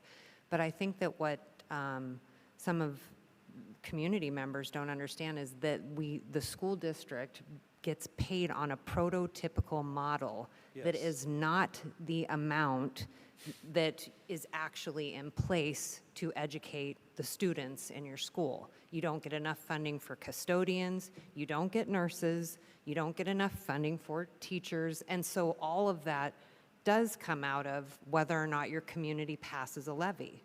Some communities have chosen not to vote for their levies. I know of people from Yelm that were talking about that, happened to see them for athletics because their daughter plays volleyball too.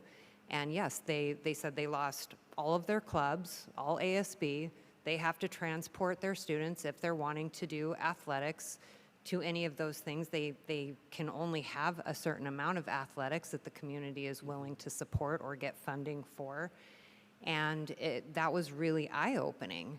And I know that there were conversations with intelligent people that I know of in Yelm, and they were saying, well, I didn't vote for it because we have a brand new school in Yelm.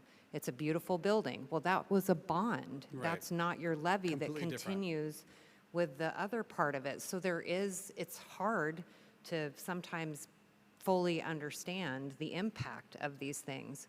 Yeah. And it still makes me upset seeing, because I was on the school board, I was new to it when our community did pass the levy and the bond, and then they took that levy funding away from us. Right. And I kept thinking, well, how can they do that? Our community said yes. They voted yes on this amount. And they're like, well, that's what's happening now. So they're taking that back. I am happy to see that they've changed the calculation so that, whatever amount is going to be helpful. But it is really imperative that our community, they have historically passed levies because our community has invested in students. And if we don't pass it, we don't get that levy equalization. Yeah, that is exactly right. And so we talk about like it's a multifaceted issue, and so there isn't state funding for the transportation for athletic after-school programs. The only funding for the yellow buses everyone sees are to get kids from their house to the schools and back during the day. Anything beyond that is levy funded. Yeah, coaching, all of it. Yeah, all that stuff. You're Yes, exactly and right. I know that our school district has benefited from other school districts that have not passed a levy, and we have had teachers, athletic staff, athletic directors come and join our school district when they're the communities that they worked in. Our head of had not nutrition came from Yale. Our athletics came from Centralia. Yes. Those are. And I was recently in Centralia at a volleyball game, and they were thanking everyone in the crowd at that volleyball game for passing their levy because it does directly benefit their students and their community. Couple things. First of all, awesome job explaining all of this in terms that the three youth down at the end of the table are all nodding their head, and you've got this down to they get it. Great. They're super smart. So that works And out. the other thing that I want to say is, and honestly, I hope I'm speaking to every kid in the school district one way or the other out there. This is for you, so you need to understand this also and talk to your parents about it. This is big time conversations for everybody out there. This, yes, adults are going to ultimately pay this, but this is for kids. End of story. It's not for adults. It's for the future of the town, the county, but it's for the kids and everything that they're going to do from here on out. And so when you guys go home to your parents, explain this. If anybody has any questions, get a hold of Mr. Sherman. Happy to do it. Clinton enjoys explaining this on a level that is actually a little scary. Yeah, that's true. But he will talk ad nauseum until you understand, and this is good stuff, and I also appreciate all promise your I'll make work. it reasonably entertaining.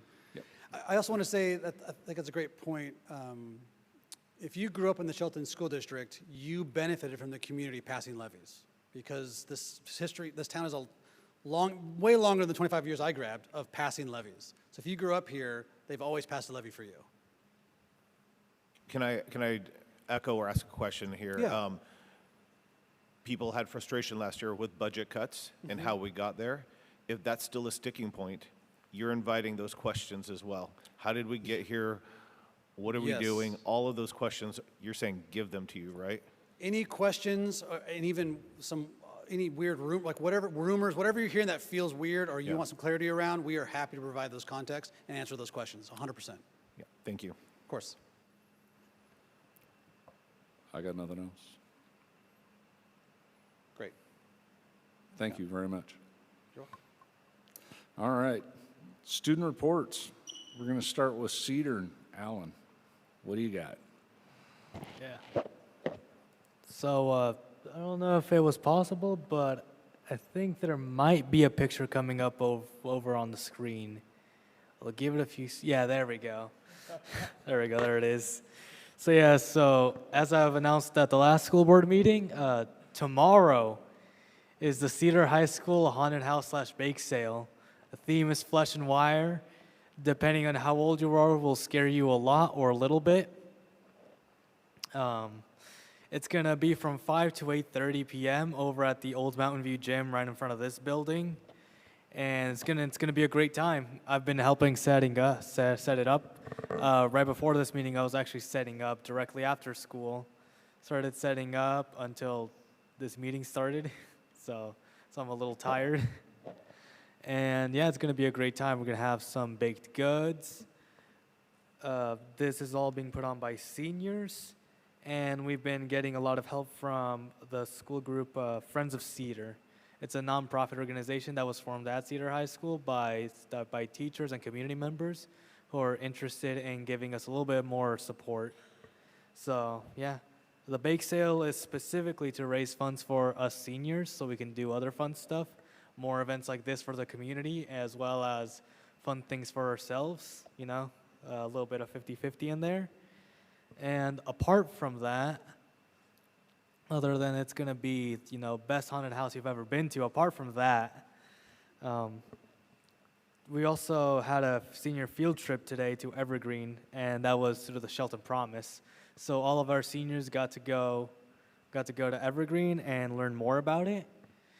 Unfortunately, I wasn't there because I was taking the SAT today, so Cedar students have started the process of taking the SAT. Signing up for it. And to go along with that, this week we're having Spirit Week, and on Friday, students are welcome to wear their costumes. Teachers as well, they're also welcome to wear their costumes. We also had our conferences last week, and I'm glad to say that the senior class had 100% attendance rate for their conferences. Every single one. And for the haunted house, we got a lot of help from Bruni on Sunday.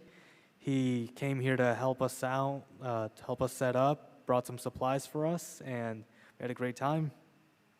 As well as Beth, who has been helping the seniors a lot lately. And ASB has started a pumpkin carving contest between all the grades. So here's to hoping that the seniors win that. Nevaeh. I will start kind of where everybody's been expecting. So I'll start with homecoming. We had our homecoming game the week before last week on Friday, which went really well for our team. Congrats to Cedar, Wiley, and Mason Guard for winning homecoming king and queen, as well as Miss Eileen Perferment, who we crowned as our honorary queen for homecoming because she shows up to every single sporting event. She was an alumni, or she was a teacher actually, at Shelton High School a few years back, and she's been at every sporting event. We just wanted to recognize her for her commitment to Shelton High School. And our Hoko dance went pretty decent. I know that our leadership talked about it recently, and we think there is some room for improvement, but there always is. We have our Halloween game this Friday, which you'll never guess it, but the theme is Halloween. Our Spirit Week went really well. A lot of teachers even really enjoyed it, which sometimes it's a little difficult to get our teachers involved in some things, but this year the involvement has been exponentially better than other years. And then some high notes of this week especially. We had our FFA, leave for nationals at Indianapolis. They left today, actually.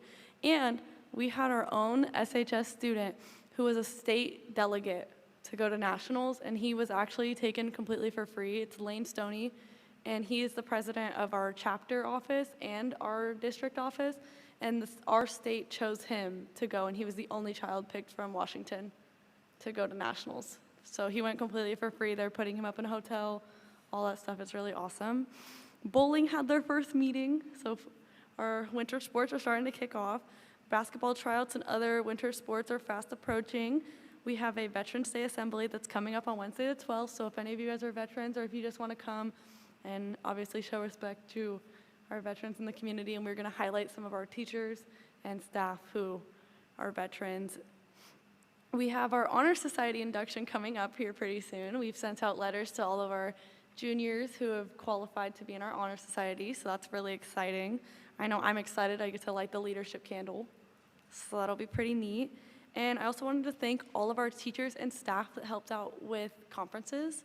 It was a really long week, and I know I was there on Wednesday. I stayed to help out because we do climber crew at my school, and so I stayed and helped out with it, and that was a long night for me, and I was only there for one night, and so I just wanted to thank all of our staff and our teachers for that because that was really hard. And leadership saw that too, so we're writing all of our staff thank you notes this week, and it's totally like on our free will, like we came up with it and we're all doing it, so no one's being forced to write a thank you note, so it's really nice. And we have props to our fall sports for an amazing season. I know our football team had a rough season last year, but this year the games, even doesn't even, like not even like winning and losing, like just the spirit at our school has been so much better. Like you don't see people walking around like dogging on our football team anymore. Like people are genuinely proud of our sports this year, and it just changes the whole environment at our school.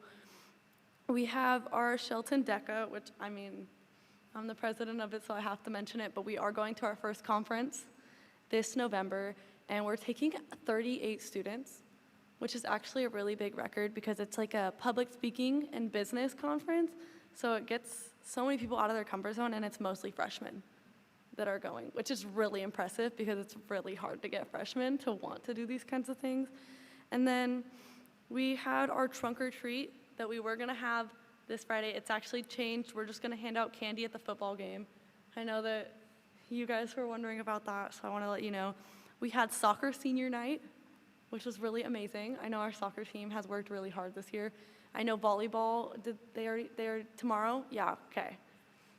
Tomorrow is volleyball senior night, and football had theirs way earlier in the season, but senior nights have gone really well. And then also, on my last little note, we have tons of college visits this week at our Career Center, which Cedar and Choice are both invited to have their students come to those. We had Whitworth today, which is really nice. I spoke to her. She's very informative. And UW will be there tomorrow, and Evergreen will be here on Monday. And there's some more colleges than that, but those are just the ones that I have on top of my head. But yeah, that's all. Okay, Abigail. I'm Abby from Choice, and this month we had our assembly for PBIS, an award assembly for good grades. We had Spirit Week this week. On Friday, we're having our competition who can have the best Halloween costumes. Middle school has been working on their fire projects. They have made an art gallery thing. They have been working on their spooky science project. Open Doors have been decorating the halls and new floors in their classroom. The students did their GED. One person got a 151 on their math GED. The pathways have been working on their skills in the community. Thank you. All good stuff. All right, now let's move on to item number 6, the consent agenda. Has everybody had a chance to look at that?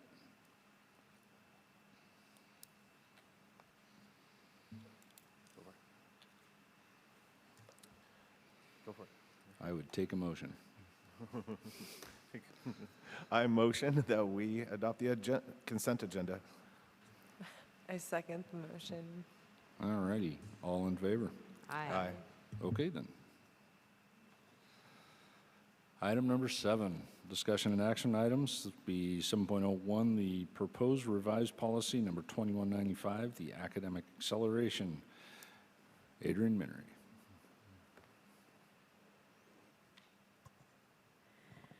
Good evening, Board President Relander, other esteemed board members, Superintendent Jesse, and student board or student representatives. I'm here tonight to present an update to Policy 219, a proposed update to Policy 2195 about academic acceleration. So this policy has required some looking at for some time. There were updates to state law through the legislation, and then WASDA updated their model policy. So we took a look at ours and modeled the proposed updates after the WASDA policy. And then that required some looking at some other policy and procedure to make sure where potentially there was overlap. So we did end up then needing to look at the procedure. The policy was fully up to date for 2190, but the procedure then for 2190, and then some forms needed to be updated in relation to 2195. So in the model policy and in state law, it's really around academic acceleration for high school in particular. Some of the key changes in language were that rather than just encouraging students to enroll in a more challenging course, rather to put mechanisms in place to ensure that those systems were taking place more automatically, so that, for example, if a student passed the SBA and ELA, that they would be enrolled, and then also that there would be opportunities for the advanced coursework and dual credit, so for college credit. So for example, that passing an AP class at a certain level or taking a college in the classroom type of courses allowed for those credit opportunities for students. So we did have language in our procedure around grades K through 8 that actually is not addressed in legislation and is not in the WASDA policy, and so we took that language out.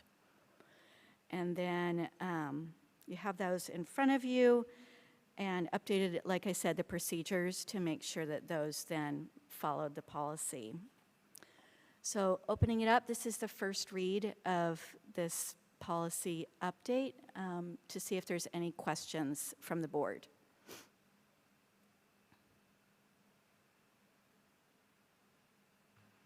I didn't have any questions. I'm looking at it again. It seems pretty straightforward, and then axing out the old information.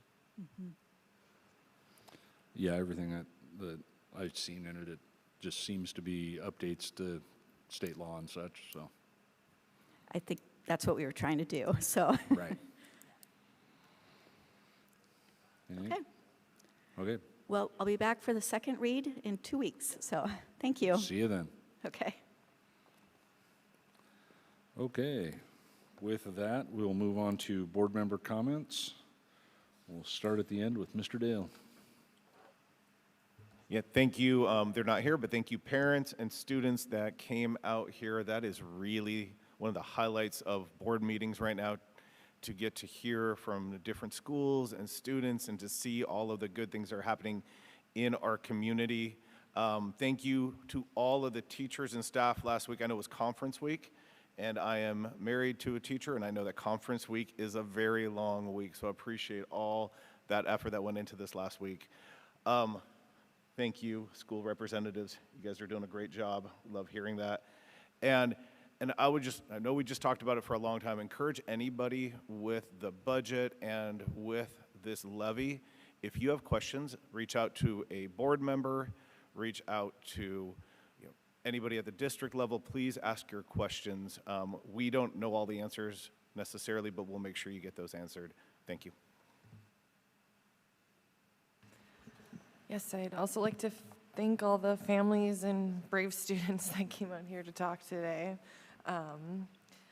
All the teachers and staff and families and volunteers who make conference week possible. I know every time we go to Bordeaux, it's such a great experience, and there's the option to purchase books and get new information, and really grateful for all the positivity we see as the school year's just flying by. And just reiterate, we've gone through all these school improvement plans, that those absentees can add up really fast as we're getting into cold and flu season. And thank you.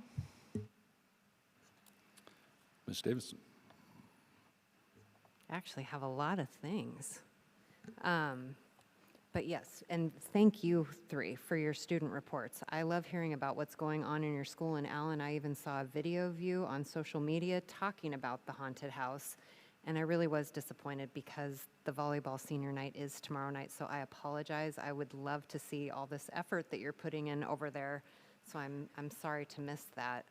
And Nevaeh, it was nice to see you. I was there for the conferences, and Nevaeh is amazing. She was right there in the front, helping direct people, giving them maps. My husband and I met up there, and conferences started at a specific time, and it was literally like standing, like a long line of parents standing outside waiting to come in. They had translation services for anybody that needed it. It was, that crowd dissipated once they opened the doors and you got a chance to go in and do that. But it was a lot of effort and work. So yeah, thank you very much to our teachers and staff for everything that they did for conferences. As a parent and as a board member, the conferences that I got a chance to talk to a number of different teachers and wanted to share some of the feedback that I got about our cell phone policy. It's been surprisingly positive, all of it. What I'm hearing is teachers telling me they're able to get through more content in their classrooms. There's more focus. The students are talking more to each other. And they were like, sometimes that disruption is it's a welcome disruption to see that. So it was really nice to hear that during the conferences and to get that direct feedback. I also went to the senior night that was going on, and one of the assistant principals, Jordan, put that on. It was really great information that was on really any pathway that a student might choose to take after high school. So whether that was military, college, career technical, job, they had a number of different resources, and it was also very well attended by parents. So that was really nice to see. It was very valuable information. I think that there's just so much that gets thrown at you, and I know there's other parents here that have seniors, and it's just such a bittersweet year where you're hearing all this information and everything is like exciting but bittersweet at the same time. So I appreciate them organizing that and getting us all the information. On a fun note, I went to the homecoming football game. The students are always wonderful in the stands. There is a lot of spirit this year. The band sounds amazing. The cheerleaders are great. The dance team did well. The football team won the game. The cheerleaders did a fundraiser for the first time. I think they've been trying to do this several years, where they asked alumni to purchase a sweatshirt with their year on it. I did. I was a cheerleader for Shelton High School, and I wondered if I would be the oldest one there, and I was. So, older than even the coach. She said she wasn't born my year. I graduated in '92, so that was kind of fun to represent and be out on the field, and probably thoroughly embarrass my daughters who were up in the stands. But it was a lot of fun, and it was a good fundraiser that they did. The other thing I did want to mention, and it made me think of this even with the levy conversation, for one of the volleyball games, the Mason County Christian School brought a group of their kids that participates. They've got a volleyball program for, I think, their 5th and 8th graders, and then there's a number of those students that come and play on the high school team, even if they're not going to the high school, if they're doing, their education in a variety of different ways, because I've gotten to know a number of the parents. And they had a huge section cheering on our volleyball girls. They were all wearing their red volleyball jerseys. It was really, really wonderful to see that. And I do appreciate that, whatever the sport is, because I know that there's a lot of kids in our community that don't go to any of the high schools, but they want the athletic opportunities, and those are there and available for all of the students that are here in our community. So I really wanted to thank those kids for coming to that game, and they were great. They brought a lot of cheer to that. So I will be at another volleyball game tomorrow night.